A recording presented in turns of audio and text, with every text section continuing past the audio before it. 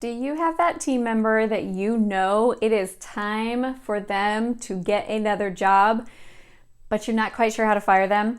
Today, we're going to be talking about how to fire an employee gracefully so that the process can be as smooth and as simple as possible for you and also for them.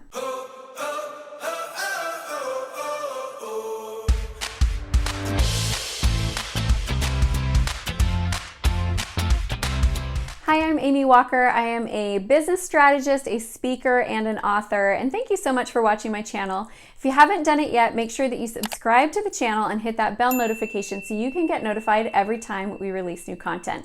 I actually put out content Monday through Friday, and it's a mixture of specific trainings and tips that are going to help you grow your business, but also some tools that you can use to be able to maintain more balance in your life. And today, we're talking about something that is not my favorite, which is firing people. I don't know that any business owner likes this. I think this is something that we all feel anxious about. We all don't really enjoy it. It takes some mental preparation to gear ourselves up for it. But we do want, we do value and care about our team members enough that we want the process to be as smooth and graceful as possible for them. And so what I'm going to do in this video is share with you the process leading up to the firing conversation. And then I'm going to give you the actual script for what to say when you fire somebody. I believe that both are equally important when the firing process is going to be graceful for the employee, because if you don't do the stuff leading up to it, that's where I feel like that firing conversation totally catches them off guard, leaves you open for wrongful termination lawsuits, and also is more likely to be overly emotional. If you don't have it yet, I'm going to recommend that you go get my first book. It's called Walk Your Talk, Take Ownership, and Lead Like You Mean It. This book really details out the processes of leadership. Helps you understand who you are as a leader, helps you understand your people, and also helps you understand how to navigate some of these challenging situations like an underperforming team member. I'm also going to be utilizing this book in our video today. Step number 1 is addressing faults and weaknesses. This is really important. I think as business owners, we have a tendency sometimes to bite our tongue too much on the small things, and then they grow and they compound and they get bigger and bigger, and then all of a sudden we're really frustrated, and in our minds it's this problem that's been going on for a long time, and in your team member's mind it's kind of the first time they've heard of it. So I am a big believer in when a fault or a weakness comes up or there's underperformance going on, we address it when it's small, because problems are easy to solve when they're small. They grow when they're unaddressed. And I'm not going to go into this full process in this video because, quite honestly, it should probably be a video on its own. But in the book, I do have an entire scripting process that walks you through how to address those faults and weaknesses in a really positive conversation and how to set up those improvement plans so that your team members will know what they need to do better. However, you are watching the video on firing, so we're going to imagine that you did that once, and then we're going to go on to step 2. Step 2 is your documentation. So you need to document the conversation. What were the things that you asked them to prove on? What commitments did they make? When was the time that they were supposed to have made the improvements by? And that all needs to be documented in writing and signed. These are the types of things that protect you from wrongful termination lawsuits. It is also the thing that gets your team members ready and prepared that they may need to be fired, and that might be something that's coming. Now you'll find that there's 3 different types of people. One are the ones that they really didn't know that there was an issue, and now that you've brought it to their attention, they are really going to jump in and they're going to get to work. The other are the ones who are going to get angry and resentful and feel picked on, and they are going to get worse. And then the third group are the ones who are going to start looking for something else because they just realize like they might not be a fit for you. So the third thing that we're going to do is we're going to watch for what happens next. We're going to watch for improvement. We're going to see after that conversation, are they sulky and bitter and they go and start talking to other people on the team? If so, that is a red flag that they are not going to work out. Do they show up and they start working harder and they're communicating with you? That is a really great sign that they are going to be successful. Or do they start to disengage and they just get quiet? because that's a warning sign that they're probably going to start looking for something else, because maybe what you're asking for them is just not what they want to give. Step number 4 is you're going to have your second conversation about addressing faults and weaknesses. So in conversation number 1, you set up the improvement plan. Step number 4, you're coming back through and you're reviewing with them the improvement plan. You need this for documentation because in some states you have to have given them 3 warnings. In some states you don't, but in any case, being well documented is good. And you want to be able to have that time to come back together and let them know that you are invested in them being able to be successful if they choose to. That's a part of why the hiring process can be graceful and smooth, is because you have been attempting to help them be successful here and they have chosen not to do it. And so it feels less personal when it gets time to the firing conversation. So you're going to come back together.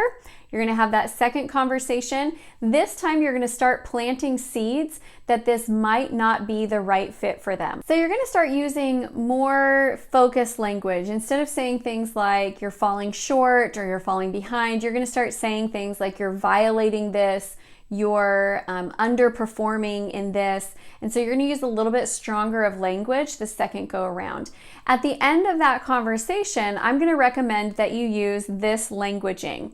You are going to say, these types of conversations are always challenging and I appreciate you talking with me today. I respect you and know that it is just as important for you to have a job where you excel as it is for us to have a person excel in this position. I see that you're intelligent and you love to follow processes, or you're great with people, whatever their strengths are. And we had both hoped that that potential would be a fit here. But if you can't improve in these areas and be successful here, we both hope that potential would be a fit here. If you can improve in these areas and be successful here, that's great. But if it's not a fit, it just isn't a fit. And for both our sakes, we'll need to make that decision sooner rather than later. So now you're setting them up like this may not work out and letting them know that you are willing to let them go. Especially if you are the type of leader who lets a lot of little things slide. That first conversation, you may think it's serious. They may not think it's serious. And so this conversation lets them know like, hey, I got to see a change or I will make a change. So you get to choose if you want to change or if I make that change for you, but you're setting that up right here. Step number 5 again is you are going to watch for improvement. You're going to see, do they go and take that to heart and do they start making improvements? Do they go and start trying to poison other people around them with negativity and complaining? Or do they start to withdraw even further? So just keep an eye on it and that will help you get a gauge of which way this is going to end up going. Step number 6, now it's time to move into the firing process. Again, this is not something that we love to do. In fact, before I do this, I mentally prepare. I journal. I will practice the conversation out loud. I try to get all the emotions out. I try to forgive the person. I try to be thoughtful of them and their needs and what they're great about. And I really try to go in mentally prepared. But when I actually walk in, step number 6 is have somebody else present with you. You need to be able to have another person there for safety and protection for both of you. And it helps to diffuse any anger or outbursts that could potentially happen. Step number 7 is you are going to use the firing script from the book, and I'll pull that up right here. This one's short. You want to be short and to the point. Name, whatever their name is. I've called you in today to follow up on our conversations from, tell them the last meeting date. In that meeting, we discussed your performance in these areas. You tell them the specifics. I asked you to improve. You list the things you asked them to. I appreciate your efforts to improve. I appreciate whatever's positive about them. And I know you will be successful, but I've not seen enough improvement for this job. I don't see you as a fit, and I'm going to let you go. I wish you the best of luck in finding a job that will utilize your talents. I have your final paycheck for you here. Please clear out your desk. And again, I wish you the best of luck. I'm very sorry this wasn't a fit. That's it. You keep it short. You keep it sweet. You keep it positive. You let them walk out with their head held high, feeling that you believe that they can be a successful person, just not on your team. Step number 8 is to really end it right there. Don't let them ask questions. Don't let them ask for their job back. Don't let them sit in your office and cry. Like, you need to let that person go and let them leave and encourage that happening right there.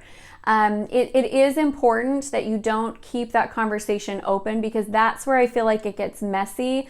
That's where I feel like it gets emotional. Keep in mind that this person is probably feeling a lot of emotion at this moment, and they may be angry and want to argue with you, or they may be sad and they want to go run in the bathroom and cry, but they're not, it's not positive for them to stay in your space any longer. So you're going to want to let them go at that point. Now, I will tell you that I have never enjoyed the firing process, but I have fired my fair share of people, as all small business owners have. And with the exception of like one or two where I did not follow this process well, they've all been really positive experiences. I've been very fortunate that I've had good relationships and a good culture with everyone on my team. So even when I've had to let people go, there's a friendliness that exists afterwards. They still walk away with positive feelings about the company, even though that position, just for whatever reason, didn't work out for them. We don't leave with bad blood. So this is the process that I have always followed. I hope it is really helpful for you, and you are still a good person, even though you might have to let somebody go. Last thing I want to tell you on this is the best thing that you can do for your good team members is to let go the ones that are underperforming, because the fastest way to lose the good people is to support underperformance. If you have a D player on your team, your A players are getting brought down. Think of it like on a basketball court. The strength of the team is inhibited by the strength of that weakest player. And so you need to keep your team full of people who are invested in the outcomes, they're enrolled into the vision, they love the culture, they're doing the work, they're doing a good job, they're positive to work with. So when you meet somebody and you realize they're not fitting in, the best thing you can do for everybody else that is working hard and doing good is let that person go. And you know what? I honestly think it's the best person for that person as well, because they're not going to be happy and successful while being the weakest link on your team. They need to find a job that suits them and that gives them what they want. And it's okay that they want something different than what you want. Doesn't make them bad, doesn't make you bad. All right, if this was helpful, I would love to hear from you. Please leave me a comment, like the video, share this with other entrepreneurs in your space. And if you're looking to join a community of like-minded entrepreneurs, I'd love to have you join our private Facebook group. It's a place to get connected, ask questions, and just kind of continue the conversation. It's called the CEO Spot. You can head over and join the group on Facebook. Thanks so much for watching, everyone.